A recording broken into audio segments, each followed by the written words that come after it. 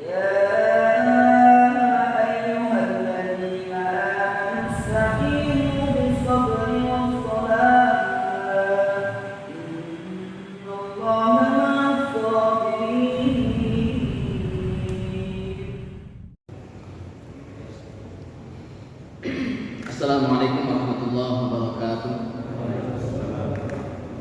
Alhamdulillah nahmaduhu wa nasta'inuhu wa nastaghfiruh wa nu'minu bihi wa natawakkalu alayhi wa na'udzu billahi min shururi anfusina wa min sayyiati a'malina.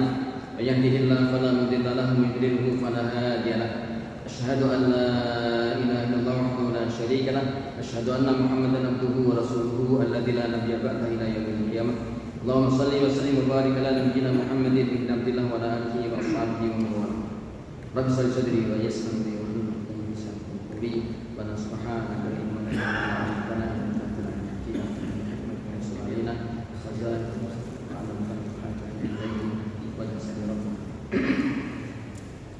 Alhamdulillah berjamaah kepada Allah. Kita tunaikan salat maghrib dengan berjamaah, lanjutkan dengan zikir dan doa. Salat ba'diyah kita perpanjang daripada niat i'tikaf kita sampai isya. Satu keberuntungan Allah berikan kepada kita semuanya apabila seorang itu diberikan oleh Allah kekuatan untuk menunggu satu waktu sholat ke waktu sholat berikutnya, gitu ya. Dan ini menjadikan sebagai akibat, harus namanya perjuangan, gitu ya. Dan suatu riwayat Abu Hurairah radhiyallahu anhu yang diterima dari Rasulullah, hadis Imam Muslim, di mana beliau mengatakan, "Hal adullukum, maukah aku tunjukkan kepada kalian alama yamhullahu sayiatikum, atas perbuatan amalan yang menjadikan Allah akan menghapuskan kesan-kesan kalian, dosa-dosa kalian, ya.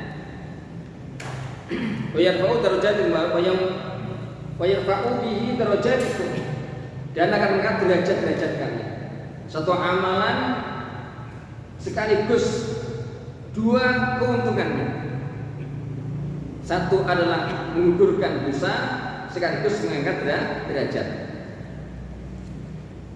Jadi simpel. Kadang-kala cuma dapat pahala, kadang-kala dapat gugurnya dosa. Tapi ini amal langsung dapat ya, dua keuntungan, yaitu digugurkan dosa-dosanya dan juga diangkat derajatnya. Ya, kan enak itu. Satu kerjaan langsung dapat dua. Ya. Apa itu?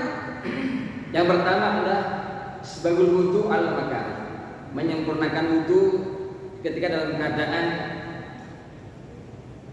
kurang menyenangkan. Artinya mungkin dalam sangat dingin, mungkin lagi sakit dan seterusnya, tapi tetap dia sempurnakan dalam wudunya, gitu ya. Sunah-sunahnya, adab-adabnya dilakukan dengan baik, maka hal itu akan menjadikan gugurnya dosa dan diangkatnya derajat. Ini satu amal, ya. Pertama ada berdua langsung gugurkan dosa-dosanya dan diangkatnya satu derajat.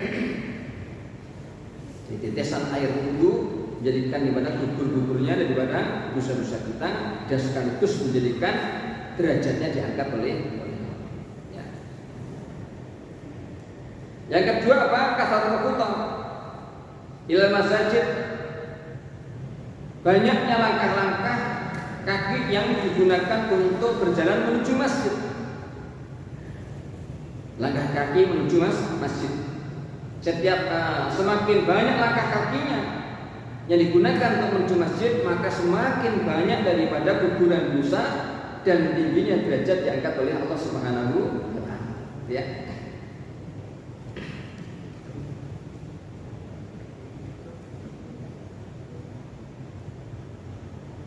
Kalau ditampakkan ini Pak, ya, tampakkan ini, maka orang-orang akan semua berbondong-bondong itu mengisi masjid, gitu ya.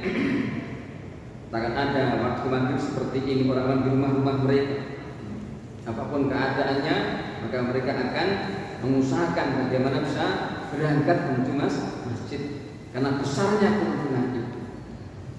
Dan dosanya digugurkan oleh Allah, dihapuskan oleh Allah, dan derajatnya diangkat oleh Allah.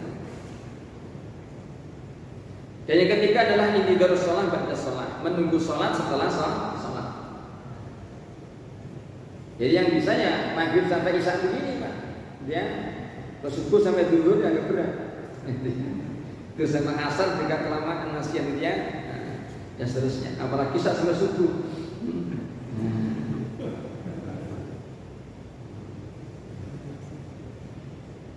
Jadi intidharus shalah ba'da shalah, menunggu sholat setelah sholat. Ini menjadikan daripada suatu keuntungan gugurnya daripada dosa-dosa dan diangkatnya suatu derajat. Nah, Bapak dapat ini hari tiga-tiganya, ya, sempurnanya wudhu dari rumah menuju masjid, yang kedua langkah kaki dari rumah menuju masjid, dan yang ketiga adalah menunggu satu saat ke saat berikutnya. Wadhalikum ribat itulah perjuangan selagi berjuang. Ya. Ribat itu kalau zaman dulu adalah pasukan khusus yang berada di garda depan yang sudah akan berhadapan dengan pasukan musuh. Ya, itu namanya ribat. Orang yang menunggu di perbatasan. Nah, orang yang menunggu sholat ke berikutnya itu, maka dianggap oleh Nabi bagaikan sebagaimana pejuang pasukan yang berada di perbatasan daripada wilayah musuh. Bayangin, apa gak besar keuntungannya ini? Cuma sejenak dari maghrib sampai isya, ya paling 4-5 menit lah Pak. Ya. Nah. Tapi keuntungannya besar. Ya.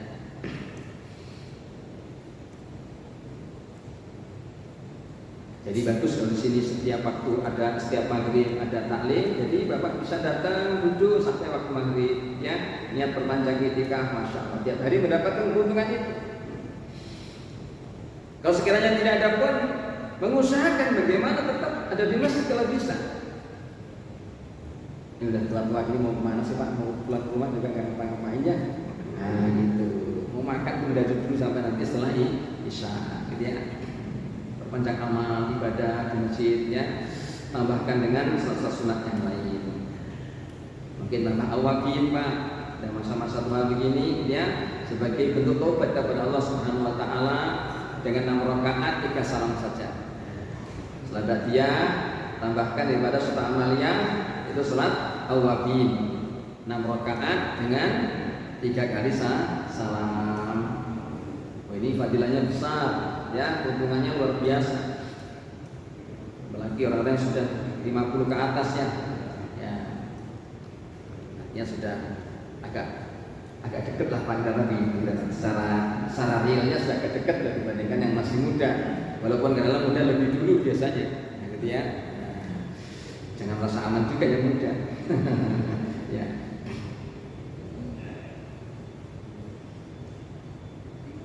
Maka namanya seket, orang Jawa namanya seket, ya. Seket itu kalau istilahnya sejati ini wahya diikat, sudah waktunya untuk diikat banyak di masjid. Orang udah umur 50, ya, dan sering-sering harus di masjid. Sudah tua banyak di rumah, terusnya banyak bertengkar sama istrinya. Nah, ya Pak, banyak di masjid, ya, amalnya. Tambah daripada bacaan Al-Quran, tabarok, ya, sajadah, masya Allah. Dalam setiap waktu, terus siapa baca tabarok, setiap maghrib dan isya, gitu ya.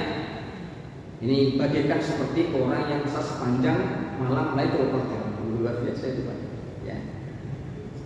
Walaupun hadisnya mungkin tidak mencapai tidak sahih, sekurang-kurangnya namanya satu fadilah.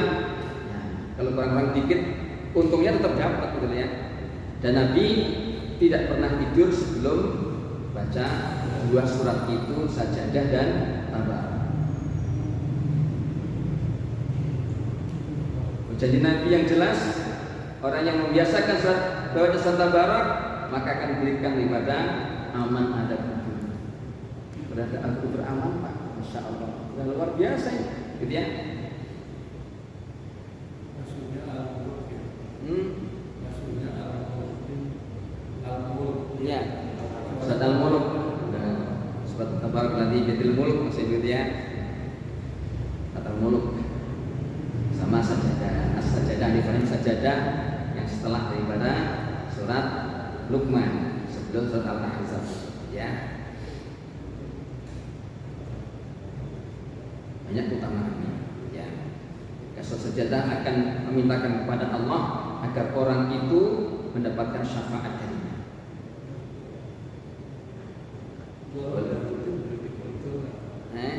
Kalau kita rutin berhalangan seperti itu Boleh.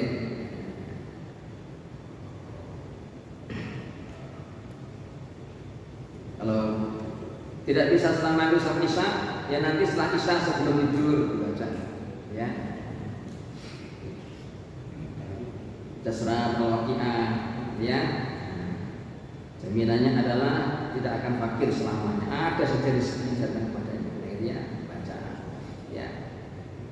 Surat Yasin. Ya, pas surat itu dibaca antara maghrib sampai isya tambah awabin, nah, terlagi dah ada isya itu, nah, gitu ya. Insyaallah.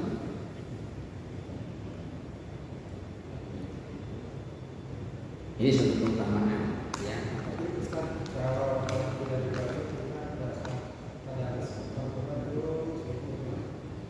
Oh, itu ya dibaca.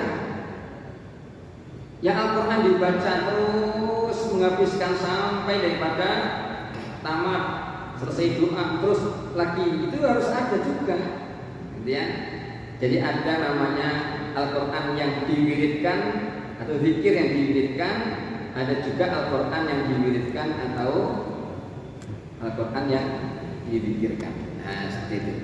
Apa bedanya dengan zikir itu? Jadi wirid itu sesuatu yang sudah dibiasakan, istiqomahkan. Punya wirid namanya. Ada zikir yang diwiridkan, ada Quran yang diwiridkan. Ya. Jadi wirid artinya warada itu berlaku terus. Jadi itu ya.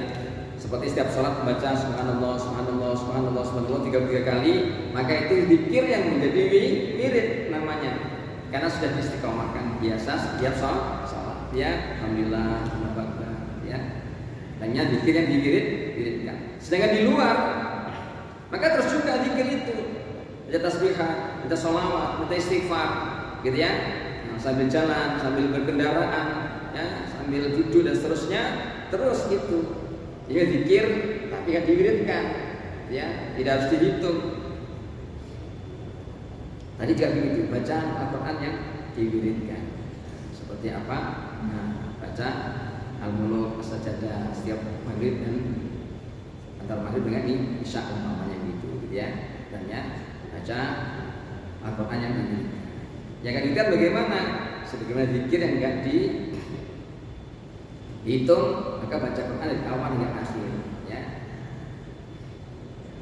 Ar-Rahilun Murtahil, khairukum Ar-Rahilun Murtahil. Sebaik-baiknya adalah orang-orang yang berjalan dari satu tempat ke tempat berikutnya terus jadi gitu, ya. Khatam al-Akhir, khatam al-Akhir. Bismillahirrahmanirrahim. Kita lanjutkan satu kajian kita. Makalah yang kelima ini, satu makalah isinya 10 sampai daripada qala Ali radhiyallahu anhu wa karamallahu wajhahu. Sampaikan oleh Sayyidina Ali radhiyallahu anhu wa karamallahu wajhahu.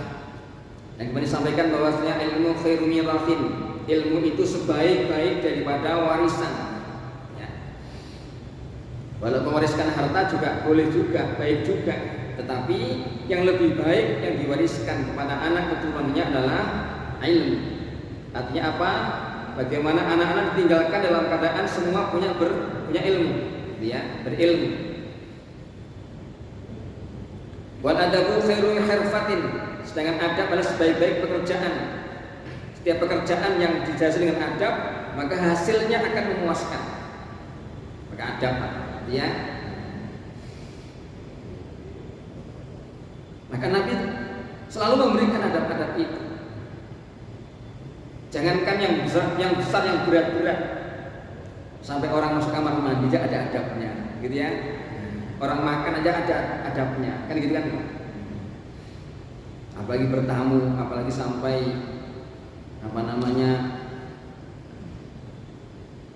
Orang yang mau melamar putrinya orang nggak pakai adab, nggak akan berhasil itu, gitu ya. Gitu. Terus pakai adab.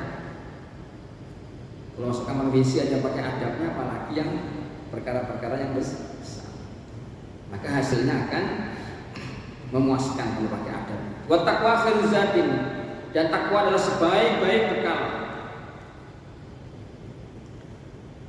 Bekal yang dibawa oleh setiap manusia yang kembali kepada Allah Subhanahu wa taala, yang paling memberikan daripada keuntungan besar bekal itu adalah takwa. Yang berikutnya sekarang ini sampai 3. Wal ibadah. Sekarang ibadah. Apa itu ibadah? Ya nihayatu ta'zim. Ya nihayatu ta'zimillah ta'ala. Jadi ibadah itu adalah puncak daripada mengagungkan Allah Subhanahu wa taala. Sebagaimana ibadah sholat ini Pak, sebagai wujud mengagungkan Allah Subhanahu wa taala. Dan puncaknya itu adalah dalam sujud, gitu ya. Maka orang yang diberikan nikmat oleh Allah sujud ini merupakan suatu nikmat yang sangat besar, ya. Maka bersyukurlah ketika kita sujud di hadapan Allah itu. Nikmati betul-betul, ya Allah, alhamdulillah, Kau berikan nikmat kepadaku, saya bersujud kepadamu. Orang yang ketika di dunia sujud kepada Allah, nanti di akhirat sujudnya penuh dengan suatu sujud nikmat, ya.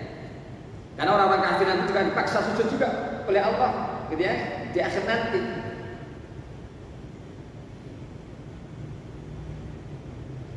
Yasjudu lahu ma fis samawati wa at-tau'an wa karhan. Akan bersujud kepada Allah semua yang di langit dan di bumi itu, baik secara patuh ataupun terpaksa. Maka nanti di akhir semua akan disuruh sujud kepada Allah. Orang-orang kafir pun juga sujud kepada Allah, walaupun secara terpaksa.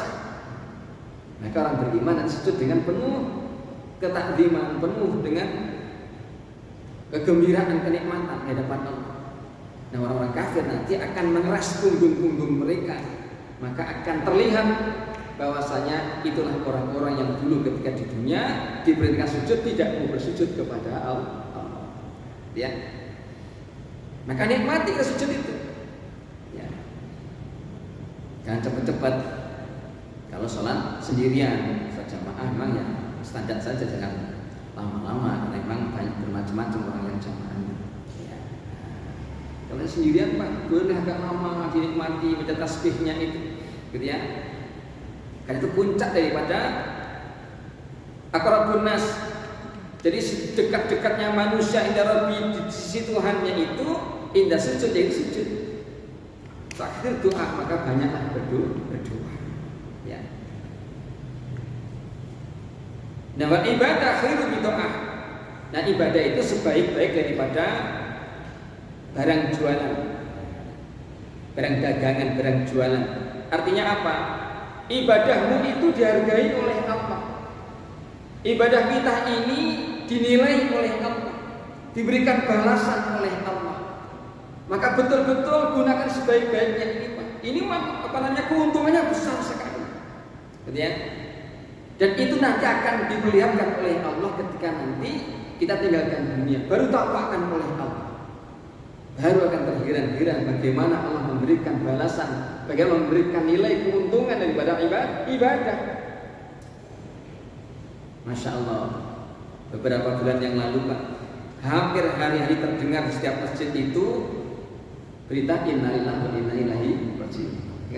Banyak saudara-saudara kita, keluarga kita, tetangga-tetangga kita, ya, telah mendahului kita.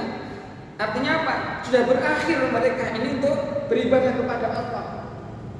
Tidak bisa lagi menambahkan daripada ketaatannya, nggak bisa lagi untuk duduk di majelis ilmu seperti sekarang ini, menambah sholatnya, zikirnya, doanya, baca Qur'annya, nggak bisa lagi.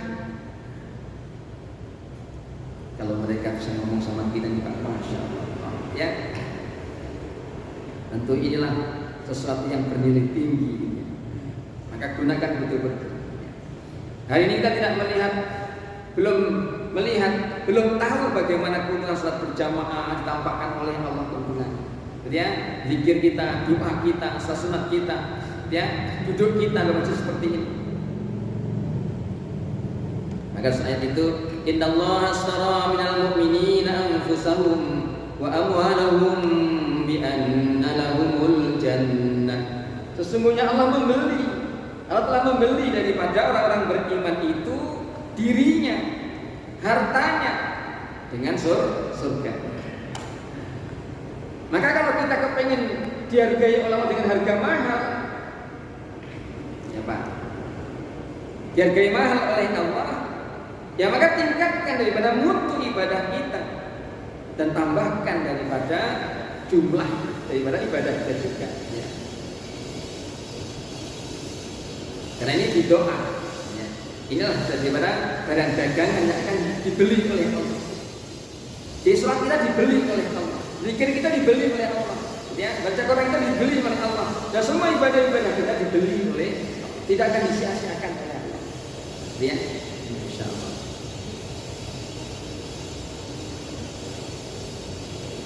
Maka orang yang tampak daripada kerugian menyesalnya itu ketika nanti diperlihatkan keuntungan itu. Ketika dulu di dunia diamalkan seolah sederhana, ringan, mudah, ternyata Allah memberikan daripada harganya begitu tinggi. Kalau tahu begitu. Makanya setiap orang yang telah meninggal dunia itu tidak ada satu permintaan kecuali apa? Farjina na'amal sholihan inna mungkin. Ya, kembalikan aku ke dunia ya Allah. Kami akan beramal saleh ya Allah. Kami akan beribadah kepadamu ya Allah. Kami dah yakin betul-betul. Dihargai betul. Ya, dihargai apa? Masya Allah. Ya, sujud, ya, puncak daripada takdim kita kepada Allah Subhanahu wa taala. Maka ibadah ini bentuk daripada penghambaan sebagai abid, ya, sebagai sifat penghambaan. Kalau orang sudah menghambakan kepada Allah Subhanahu wa taala dan diterima oleh Allah penghambaan itu, maka pasti akan masuk dalam surga. Maka ayat itu, ya ayyatuhan nafsul mutmainnah irji'i ila rabbiki radiyatan mardiyah fadkhuli fi ibadi. Masuk dulu dalam golongan hamba-hambaku. Ya.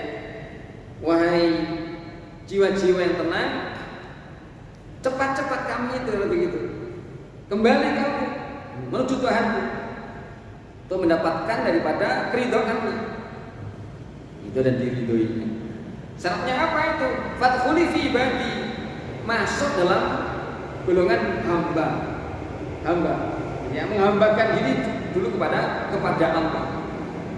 Kalau sudah dia menjadi penghamba Allah, maka baru fadkhuli jannati. Kan dia Pak. Dalam surga. Jadi masuk surga itu mudah ketika orang itu telah menjadi hambanya Allah dan diakui sebagai hamba.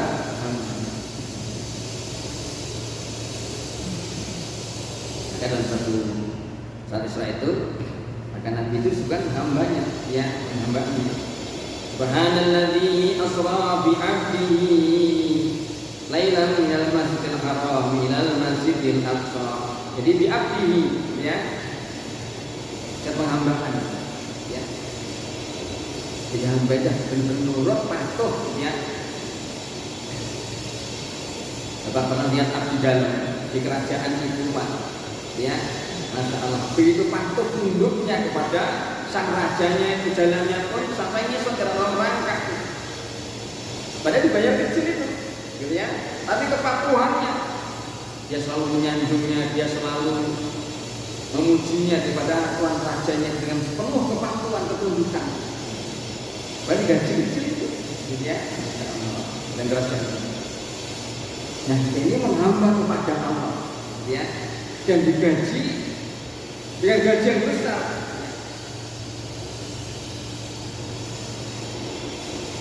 Makanya dalam bab takwa kemarin Wa may yattaqillaha yukaffir anhu sayyi'atihi wa yu'dhim lahu ajran.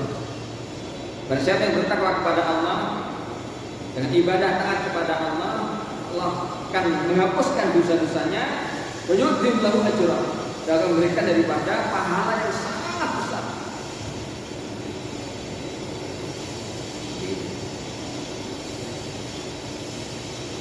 Wal amalu shalih khairul raidin. Yang berikutnya adalah amal saleh sebaik-baik daripada penuntun daripada penuntun manusia menuju surga.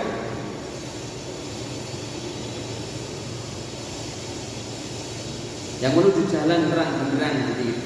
Ya dengan amal saleh. Kata Sunan Bakar radhiyallahu anhu mengatakan, khamsun minadz dzulumat.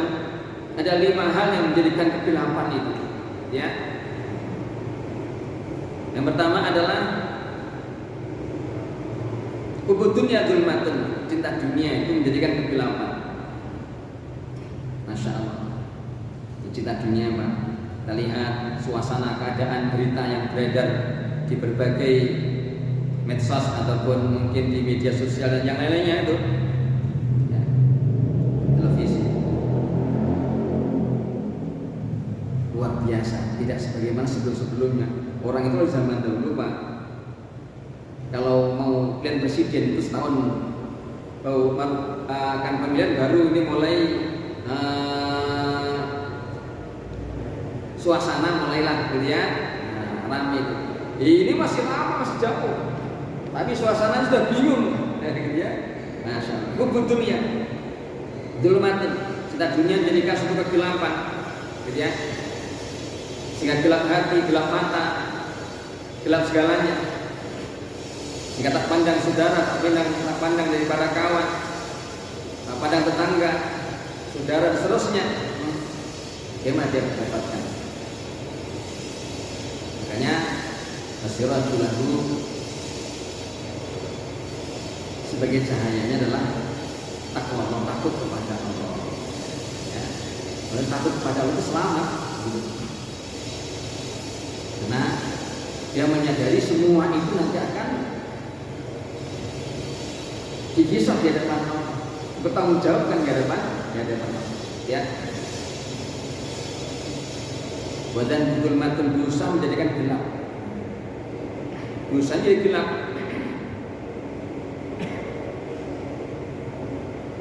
Maka satu dosa yang dilakukannya menjadi titik hitam dalam diri seseorang itu.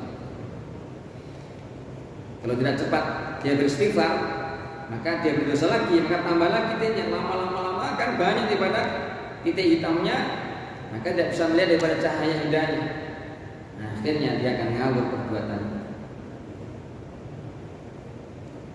Wal qabru dzulmatun, kubur adalah juga suatu kegelapan. Siapapun yang masuk ke dalamnya akan mengalami gelap gulita, gitu ya. Nah, apa penerangnya? As-sirajul lahu la ilaha illallah. Orang yang mati di akhir ayatnya dalam kalimat la ilaha illallah itu akan membawa kepada cahaya nanti ketika masuk dalam kuburnya, akan diterangkan benderang daripada alam kuburnya, diluaskan tempatnya, ya. Ini orang yang membawa kalimat la ilaha illallah, itu yang kita usahakan sekarang. Nah, wal kiamat, hari kiamat, dzulumatun, kegelapan juga. Wasirajul laha, sedangkan cahaya penerangnya wal amalus saleh. Al amalus saleh yaitu amal-amal saleh lah menjadikan penerang nanti di akhirat. Keuntungannya daripada amal-amal saleh itu nanti akan terlihat betul ketika nanti pada hari kiamat. Dalam alam kubur juga sudah mulai, Pak. Alam kubur juga menjadikan daripada pintu pertama, ya, gerbang awal daripada alam akhirat. Dan alasannya yang akan menuntun daripada seseorang menuju daripada surga. Ya.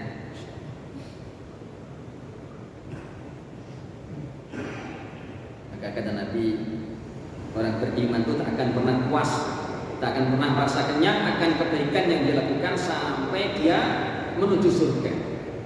La yasba'a mu'minun, tidak akan merasa kenyang orang mukmin itu min khairin, dari suatu kebaikan, hatta yakuna muntahal jannah, sampai daripada puncaknya nanti masuk surga. Maka kita ini jangan pernah kenyang, jangan pernah puas akan kebaikan yang kita lakukan sampai kita nanti masuk surga. Jadi terus berlomba, ya, terus berlomba dengan yang lain. Kali tanah hasil, mutanah fisul, fastatikul, khairat, ya, terus berlomba. Mumpung masih gampang itu, ya, nanti sudah dipanggil oleh Allah, sudah nggak salah lagi nanti. Ya.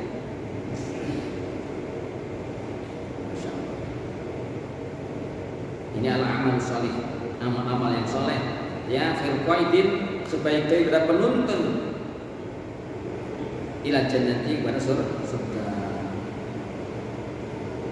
Wa husnul khuluq, dan sebaik-baik daripada akhlak, baiknya suatu akhlak, khairu qarinin, adalah sebaik-baik daripada teman, baik di dunia ataupun di akhirat. Yang menjadikan sebab orang itu banyak masuk surga itu ada dua, ya. Nabi pernah tanya, sila Nabi SAW, an aktsari ma yudkhilun nas al-jannah. Nabi pernah ditanya tentang perkara yang menjadikan sebab manusia itu masuk surga. Ya, apa yang menjadikan sebab manusia itu banyak masuk surga? Wa an aktsari nas yudkhilun nar, masuk dalam neraka. Ya, Rasul tanya, ya Rasulullah, apa yang menjadikan sebab manusia itu banyak masuk surga, dan apa yang menjadikan ibadah manusia itu banyak masuk neraka? Maka kata Nabi, yang menjadikan sebab daripada orang banyak masuk surga itu adalah pertama takwa Allah, yang kedua husnul khuluq, yaitu baiknya akhlak. Takwa kepada Allah, yang kedua adalah husnul khuluq, jadi baiknya akhlak.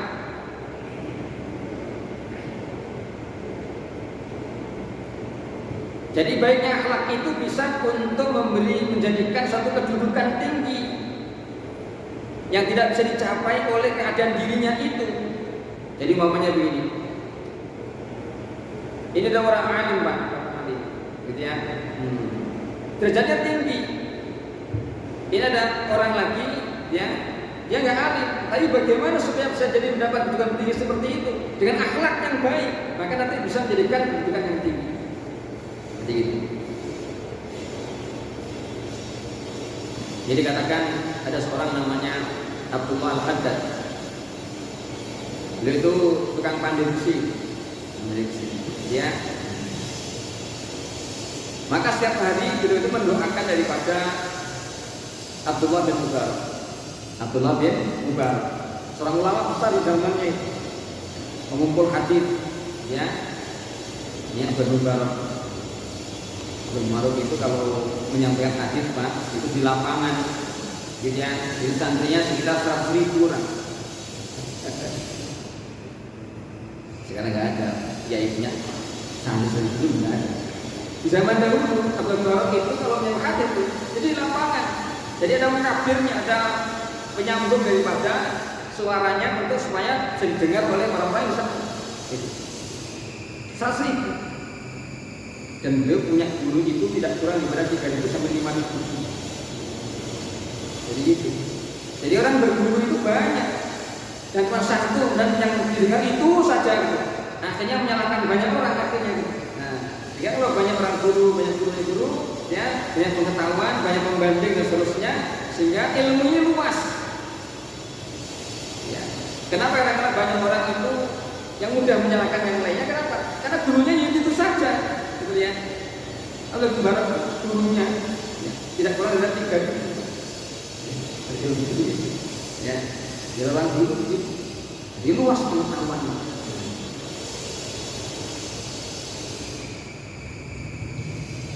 Nah, Abdullah Al-Haddad ini, maka dia mendoakan, ya, maka ya Allah, saya doakan, ya Allah, saya ini orang yang kedudukannya rendah. Jadi jauh dibandingkan daripada seorang ulama Abdul Qadir ini. Tapi aku cinta padanya ya Allah. Gitu ya. Aku suka padanya ya Allah. Maka nanti masukkan aku ke surga berjumpa dengan orangnya banyak, akhlaknya mulia, cinta kepada ulama. Akan terlihat Abdullah bin Hadad ini akan menjadikan daripada tempat tinggalnya bersama dengan Abdullah bin Ubay. Ini akhlak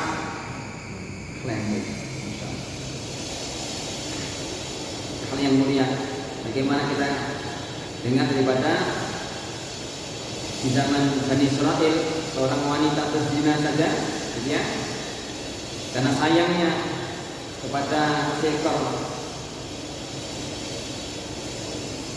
anjing yang kehausan ketika itu, hanya dikorbankan daripada sepatunya, dia ambil daripada airnya, mengambil, berikan kepada anjing, menjadikan asbab daripada dirinya diampuni oleh Allah Subhanahu wa taala dan menjadi ahli surga. Ini akhlak.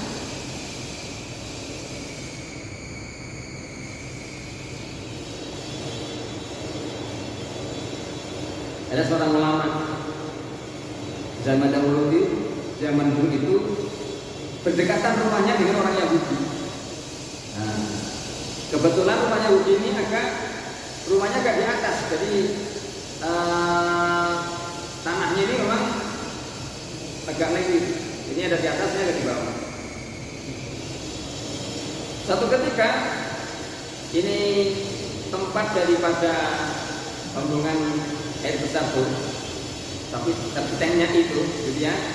Jadi bocor, rembes, bolong, masuk ke dalam rumah seorang ulama ini dari hadis itu. Jadi tiap hari berjuang air besar itu di suatu ketika orang Yahudi itu bertamulah ke tempatnya ulama. Dia mau mengajukan suatu perkara. Maka ketika sampai di rumahnya itu ada melihat satu kotoran masuk dalam rumahnya. Kaget dia tuh, kok ada kotoran masuk dalam rumahnya? Maka kemudian dibersihkan sama wahai saya, dari mana kotoran itu masuk ke dalam rumah Tuhan? Maka dikatakan, yaitu dari rumah kamu. Dari rumah kamu? Hah? Kaget. Di rumah saya? Iya. Sudah berapa lama ini? Ya, kira-kira 20 tahun yang lalu. 20 tahun yang lalu. Coba, kalau sekarang apa enggak kira-kira ribut duluan dari awal gitu ya? Akhirnya orang Yahudi itu masuk Islam seluruh daripada keluarganya. Namun akhlaknya itu tanpa mengadu, tanpa memprotes, ya, dan seterusnya. Ini akhlak, ya. Wal hilm, sifat hilm, jadi sifat bijak. Bahwa ta'anni fil umur, yaitu tenang, pelan dalam menghadapi segala urusan, ya. Namanya hilm, bijak. Waghusnul hay'ah, dan baiknya daripada keadaannya. Jadi hilm itu ya orang yang bijak, enggak rusak-rusuh, itu namanya hilm, gitu ya. Dihadapi dengan tenang, gitu ya, dipikir dengan baik, gitu ya. Maka orang mukmin itu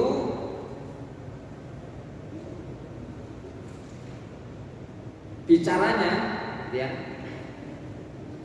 didahului daripada pikirannya, dipikir dulu baru bicara. Bukan bicara dulu baru dipikir, gitu ya.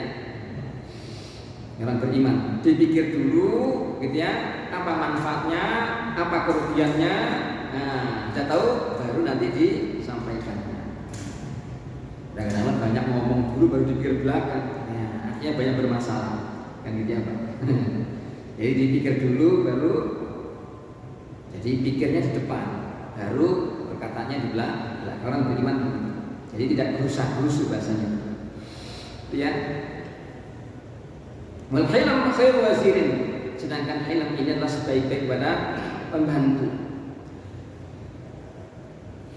Yang akan membantu, yang menolong daripada segala urusannya, maka senantiasa didampingi dengan sifat hilm, ya.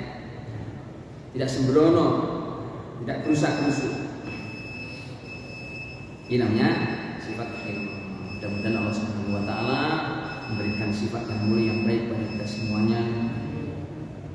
Diberikan taufik oleh Allah kepada kita semuanya untuk menambahkan ketaatan kita kepadanya sehingga kita mensyukuri orang-orang yang selamat di dunia, selamat nanti di akhirat. Ya, beruntung di dunia, beruntung di akhirat dan sesuai Allah Subhanahu wa taala. Allahumma amin. Subhanakallahumma wa bihamdika asyhadu an la ilaha illa anta astaghfiruka wa atubu ilaik. Assalamualaikum warahmatullahi wabarakatuh.